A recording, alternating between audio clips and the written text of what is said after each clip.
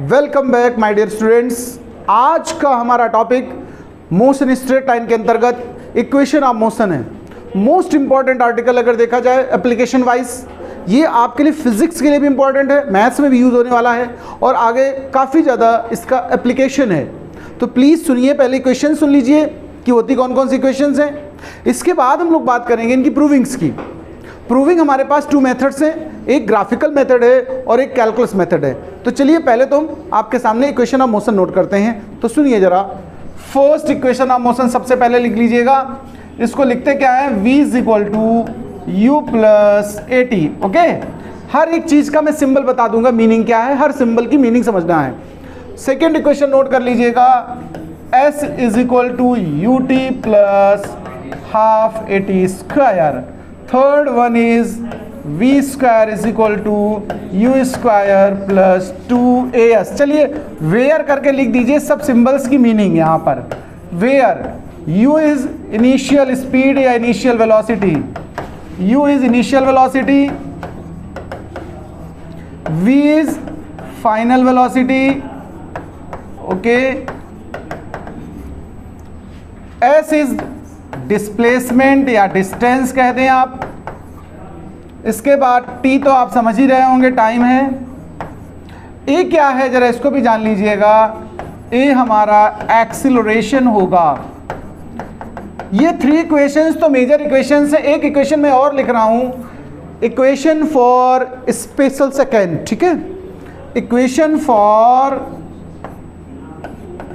Special second. इसके लिए आगे डिस्कस करूंगा मैं कहां पर इसको यूज करेंगे। फिलहाल इक्वेशन लिख दीजिए। एस टीएथ लिखते हैं, डिस्टेंस निकालने के लिए होता है। किसी पर्टिकुलर सेकेंड पे अगर डिस्टेंस फाइंड करनी तो ये इक्वेशन यूज होगी। S tth is equal to u plus half a 2t minus 1। Note down कर लीजिएगा ये फोर इक्वेशंस, फिर हम लोग इनकी प्रूविंग करेंगे। ओके, तो हम लोग इसको अब ग्राफिकली प्रूव करने जा रहे हैं। इन इक्वेशंस को थोड़ा सा आराम से एकदम कूल होकर के, ठंडा पानी पी करके, है ना, और फिर सुनिए, क्योंकि ये डेरिवेशंस आना ही चाहिए आपको। क्लास 9th में भी ये सिलेबस में थे, हो सकता है किसी ने ना भी पढ़ा हो, और पढ़ा है तो बहुत अच्छी बात है, दोबारा रिवीजन हो जाता है। सबसे पहले ग्राफ बनाने वाला हूँ मैं, उसकी हेल्प से हम लोग तीनों इक्वेशंस प्रूफ करेंगे। देखिए ग्राफ के लिए हम लोग करेंगे क्या, ध्यान रखिएगा, वीटी ग्राफ यूज करने वाला हूँ मैं। This x is used for time, x axis used for time and y axis for velocity. Okay. Now we trace a graph velocity versus time. हाँ, यहाँ ये ध्यान रखिएगा, हम इनिशियल वेलोसिटी भी इंक्लूड करेंगे। तो हम ये लेट कर लेंगे कि ऑब्जेक्ट इनिशियली u स्पीड से स्टार्ट करता है और फाइनली v स्पीड तक पहुंचता है, ठीक है। यहाँ A पॉइंट नाम दे दीजिए और यहाँ पर B पॉइंट नाम दे दीजिए। ऐसा मैंने पीछे ग्राफिकल वाले वीडियो में सिखाया है। अगर आपको ग्राफिकली कॉन्सेप्ट क्लियर नहीं है तो प्लीज़ इसी चैनल पे देख लीजिए जा करके, मैंने ग्राफिकल कॉन्सेप्ट डेवलप किए हैं लास्ट टर्न पर, ठीक है। तो अब चलिए हम इसी के हेल्प से तीनों इक्वेशन ड्राइव करने जा रहे हैं। आप इसकी कंस्ट्रक्शन बना लीजिए, इसको आगे बढ़ा दीजिए, इसको डाउन कर दीजिए। लेबलिंग कर देता हूँ, इसका O नाम लिख दिया, इसका B है तो इसका C कर दो, इसका D कर दो। इसमें कोई डाउट? अच्छा चलो हम लोग देखो फर्स्ट इक्वेशन प्रूफ करने जा रहे हैं। फर्स्ट है क्या, मैं एक बार फिर से लिख देता हूं, v is equal to u plus a t. Okay, ये वाली इक्वेशन मुझे प्रूव करनी है और ग्राफिकल मेथड यूज कर देना है। एक बात बताओ, मैंने एक आपको कैप्सूल पीछे डेवलप कराया था कि हम लोग किसकी वेलोसिटी निकालना हो तो किसकी स्लोप निकालते हैं, एरिया का क्या यूज करते हैं, कुछ सिखाया था मैंने। आज हम उसका यूज करें तो देखना, मैंने शुरुआत में एक बात लिखी है, ध्यान से सुनो फिर आप गेस करना। We know that the slope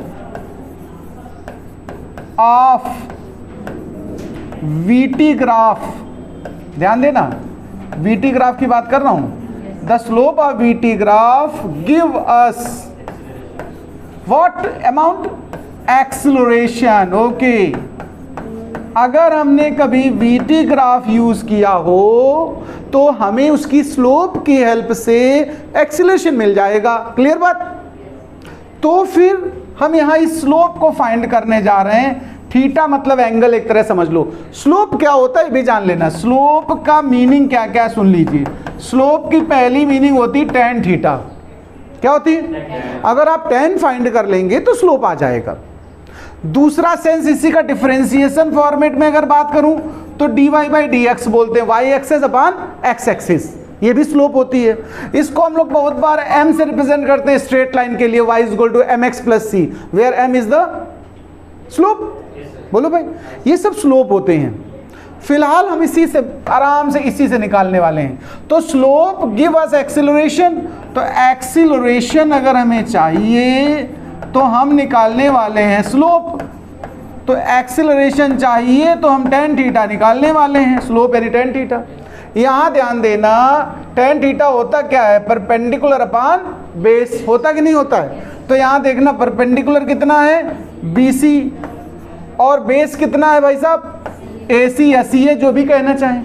अब थोड़ा इनकी वैल्यूज को बताते हैं। ये जो इनिशियल है, यहां से यहां तक की वेलोसिटी को u बोला है मैंने, देखो आप यहां पर u लिखा है कि नहीं लिखा है? इतनी वैल्यू है ये u। हाँ, अब हम लोगों ने देखो यहां v बोला है, तो यहां से यहां तक जो टोटल वैल्यू है ये वेलोसिटी की v वैल्यू है। आराम से समझना, ये वाला जो हाइट वाला एक्सेस है यानी y एक्सेस है, ये वेलोसिटीज के लिए यूज हुआ है। तो a लेवल तक की अगर बात करूं तो वेलोसिटी इनिशियल है यानी u स्टार्टिंग हुई, तो ये हाइट u बोली जाएगी। यहां तक की पूरी हाइट v कहेंगे। तो अगर बीच का डिफरेंस निकालने के लिए आपसे मैं कहता हूं इस डिफरेंस की बात बताओ मुझे, तो v में से u कम कर दो। देखो जरा ध्यान से, BC की वैल्यू कितनी होगी? v माइनस u, तो BC बचा कि नहीं बचा बताओ? तो BC की वैल्यू आप रख लीजिएगा v माइनस u।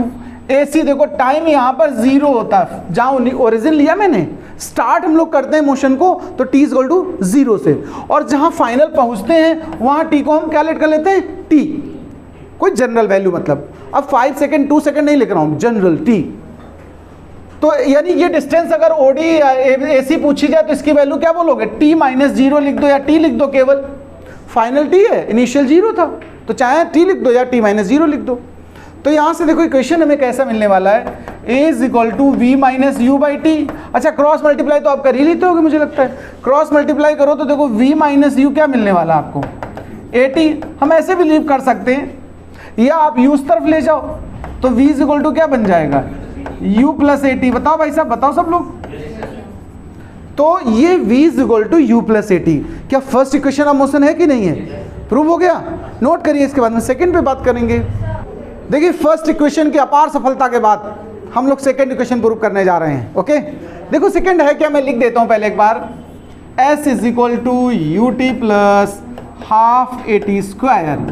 ध्यान रखिएगा, बार बार अगर आप इक्वेशन लिखते रहेंगे तो भी याद हो जाएगी, जरूरत नहीं पड़ती है रटने की बहुत ज़्यादा, बस आप करते रहिए, है ना। कोई तुम्हारे जस्ट अड़ोसी पड़ोसी से पूछे कि पड़ोस में कौन रहता है, तो उनके घर पर पूरा खानदान बता दोगे। क्या तुमने उनके नाम लिख के याद किए थे क्या? नहीं। बर्थडे तक का हो तुम्हें याद हो पड़ोस वालों का, क्योंकि पार्टी में गए होगे, बुलाया ना हो तो अलग बात है, व्यवहार नहीं अच्छा है। तो कहने का मतलब जो चीज़ बार बार मेरे सामने आएगी वो चीज़ में प्रिपेयर हो जाएगी। देखिए ये क्वेश्चन आ गया, s is equal to u t plus half a t square.